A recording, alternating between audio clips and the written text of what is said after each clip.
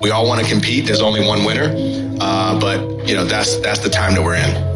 And you end up having to put more resources into the sports that generate the most revenue and taking funding out of sports that, may not make as much money. It's not a zero-sum game. You do have to invest in those sports that bring in more resources. For example, obviously football is a significant driver to the revenue for an athletic department. At UCLA, we've made a significant commitment and investment in our football program with hiring a new football coach, Coach Bob Chesney. We're very excited about him. The university is aligned from the leadership top down. Chancellor Frank understands the importance of athletics and bringing community together, but it takes a commitment. It takes an investment and alignment and all those factors and having the right leader to be successful. And so that's something that we're proud of and that we're investing, we're all in. So what has surprised you the most over this academic year in this era of change? Just the sophistication now of our student athletes when it comes to NIL and what they have to do. They have to manage a lot more than when I was a college athlete. Just from a practice standpoint, deals that they're making. 2 years ago, for example, a lot of our athletes, especially in football and basketball, didn't have agents. Now I'd say probably 80 to 90% have agents. And so they're working, they're negotiating what their clients are doing. So the relationship with student athletes has changed. It's more of a business relationship. Mm-hmm. We're still in the business of developing student athletes educationally, holistically, socially, but there's also a business relationship aspect to it, to where that really wasn't present before. So you have to adjust and adapt to that. And some of it is you have to work with your student athletes as far as how you market the program and how you bring third-party dollars to the program. Do you think that revenue share agreements may have an impact on the transfer portal? Maybe they'll want to stay longer because of this? Yeah, that space is evolving. I do think we're getting closer to these agreements being stronger as far as having a commitment both ways. I think you're seeing some challenges now. Anytime you have a new system, there's some growing pains, and that's what college football and college athletics is going through, significant growing pains. But it's still more popular than ever. It's still a lot of people that are watching and in tune with college football, but we're going through those growing pains of contracts and what that looks like. So I do think and I do hope that contracts become stronger to where there's more of a commitment both on the university but also the student athlete side, because you want that. We want our student athletes to stay where they are to help graduate. If you move around 3 and 4 times, it's harder to graduate. Mm-hmm. And that's our goal. That's our primary goal, is to educate and develop, and hopefully they graduate to set them up for 40 years after. I mean, the big picture is that universities are under pressure to find new ways to raise revenue after NIL opened the door for these student athletes to be paid by the schools.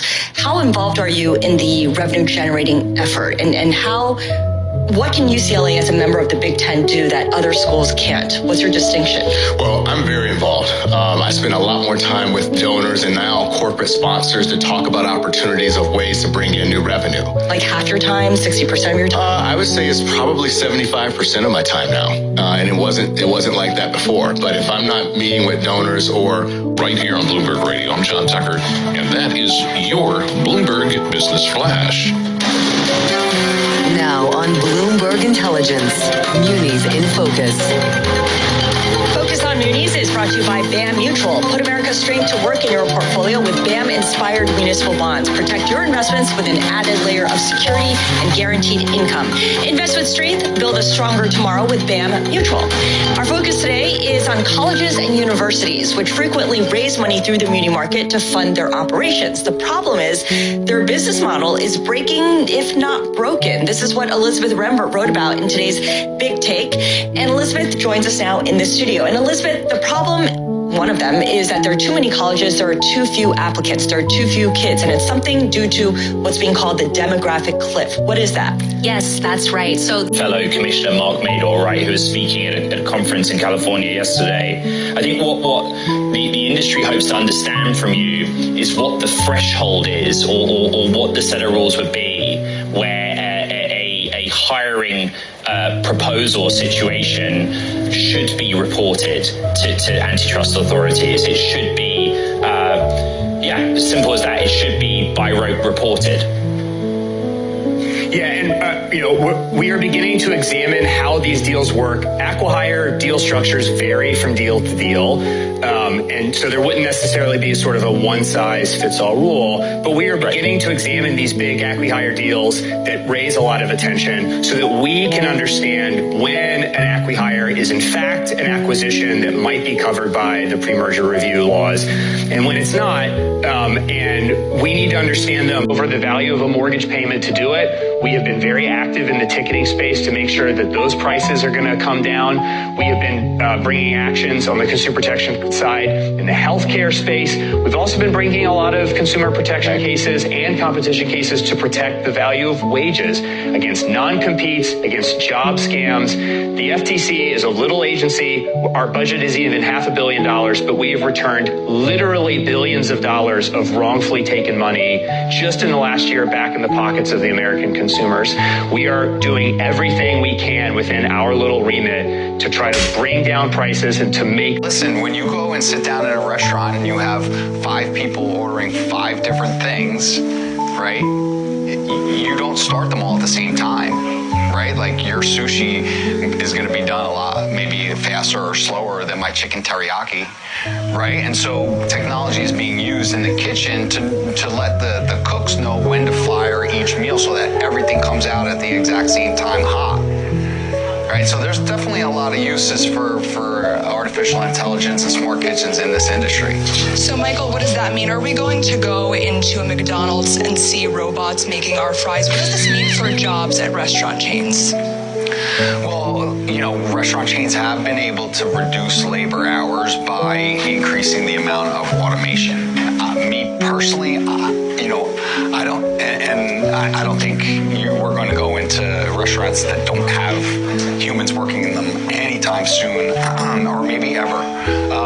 But you'll continue to see Medications ready when I need them. This isn't a first aid kit. It's like having an urgent care and pharmacy in your home. You get essential prescriptions like a generic Z-Pack, plus antibiotics for pneumonia, strep, ear, and sinus infections, even meds for nausea and UTIs. Just match your symptoms to the guidebook or connect with your telemedicine doctor. Take your meds early, feel better faster. Jenny from Texas said, "We got hit by Hurricane Beryl. With power out and no medical facilities open, I started on antibiotics in my kit and quickly began feeling better." Order your kit online in minutes before you need it, and your kit is shipped to your door. Visit urgentcarekit.com/CBS and use promo code CBS to save $45. That's urgentcarekit.com/CBS, promo code CBS. A new college class takes inspiration from a hit streaming series. Every dime you ever made, I pumped it out of the ground. Texas Christian University's business school is offering an 8-week course inspired by Paramount Plus Landman, starring Billy Bob Thornton. 1%, $59.87 a barrel on WTI. And Bitcoin 94,746. Bitcoin down by about 0.8%. Ryanair CEO Michael O'Leary says he would not consider installing SpaceX's Starlink internet due to fuel costs from the weight and drag of the antenna. Elon Musk responded that O'Leary was, quote, misinformed and that Ryanair will lose passengers to other airlines that have signed up for the service. Now, this debate escalated into a brawl with O'Leary calling Musk, quote, an idiot, and Musk calling O'Leary an utter idiot who should lose his job. For on-demand news 24 hours a day, subscribe to Another part of the affordability discussion that at least Democrats are having in most cases. Then there's the idea to help the housing market by unlocking your 401k. Have you heard about this yet? It's one of the big stories today. This is what the president's going to announce at Davos. I'm pretty sure most of the people in Davos are not going to have to raid their 401ks, but maybe you will. And the president thinks you ought to be able to do it without penalty. Listen to him before the Economic Club of Detroit. In the coming weeks, I will be laying out even more plans to help bring back affordability. As part of those efforts at Davos, next week I'm going to provide much more detail about our housing policies so that every American who wants to own a home will be able to afford one. This will include a ban on large institutional investors buying up single-family homes all over the country and making it impossible for people to buy a home. Yeah, that was the first salvo. Ban institutional buyers. Perked up Elizabeth Warren's ears. She already proposed. Me here now. What do they think when the president calls affordability a Democrat hoax? Or is that just the noise, Peter? Does something like what I'm describing to try to unlock savings to buy a home, to try to cap interest rates on credit cards, does that resonate with people at the bottom of the K? It resonates so long as it's real and as long as it fits. So let's talk about the 401k piece. The Bureau of Labor Statistics last year said that 56% of Americans have 401k plans through their employer, which would suggest that about half of Americans don't have the plan and would not qualify to begin with.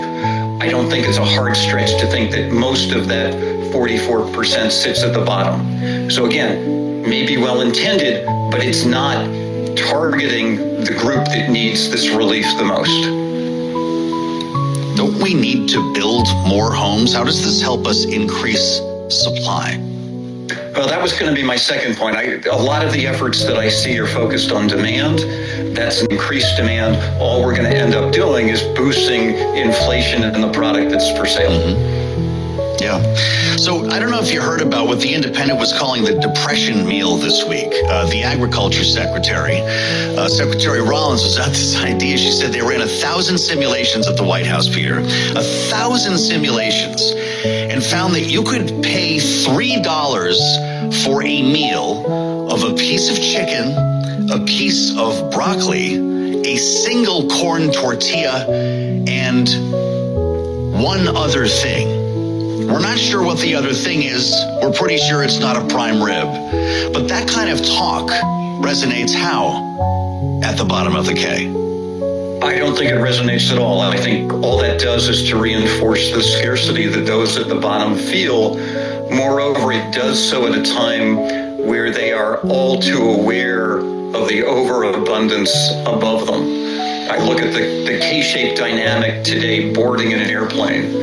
And those at the back of the plane are walking past row after row after row of business class seats before they arrive at their destination. And I think that policymakers especially need to be careful about reminding those who don't have enough today how little they have relative to those around them. There's a literal interpretation of what you're talking about here, Peter. I think it was Delta Airlines just last week in its earnings report said bookings in the main cabin are down. Bookings in first class are through the roof. They can't keep up with it to the point where they're going to start expanding first class sections in airplanes. This is the manifestation of the K. Absolutely, and they expect 60% of their revenues to come from the front of the plane. Imagine. Yeah, and I think for those at the bottom, they're seeing lots of things being handed out to those above them. They see the benefits of the One Beautiful Bill and other things.